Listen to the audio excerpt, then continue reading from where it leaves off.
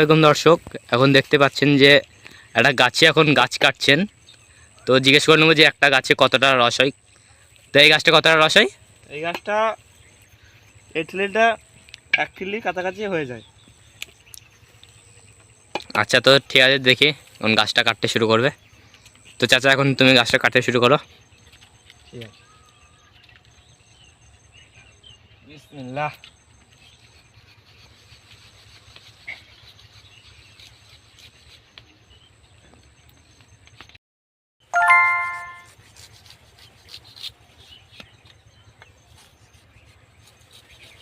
আল্লাহু আকবার।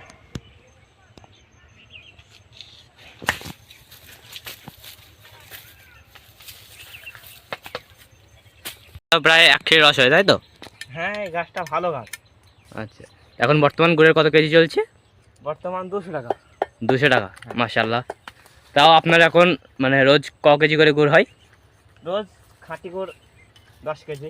খাঁটি গুড় 10 কেজি। কি কি গুড় তৈরি হয় আপনাদের বাড়ি? আমাদের বাড়ি এখন বর্তমানে একটাই চলে, যে ঝোল গুড়, যারা ঝোলা গুড় বলা হয়। ঝোলা গুড়। আচ্ছা, আর যেগুলা পাটালি বলা হয় ঝাল গুড়, সেগুলো তো যদি বলে তবে করে দিই।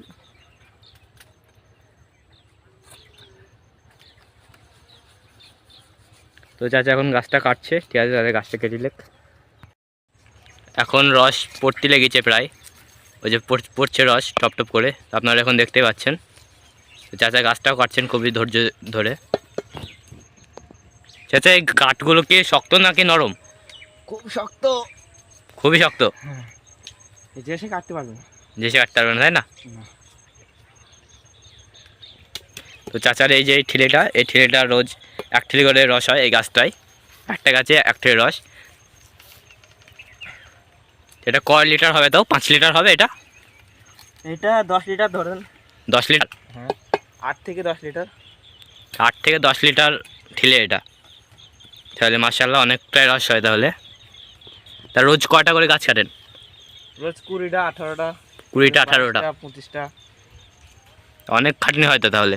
হ্যাঁ, তো এগুলো কি আপনি একাই করেন নাকি আরও কেউ আছে আপনার সাথে? আরেকটা লোক আছে। আরেকটা লোক আছে।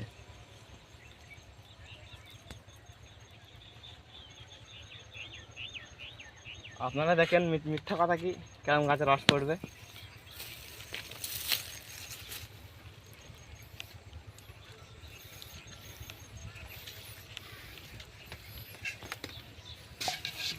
তো এখন ঠিলেটা পাতবেন চাচা। এই ঠিলিটা এত দূর হয়ে যাবে না, এই ঠিলিটা এত দূর হয়ে যাবে। আর আজ যেহেতু আগে কেটেছি, কারণ আজ যদি ভর্তি হয়ে যায় ঠিলিটা। এখন পাঠিয়ে দিলাম।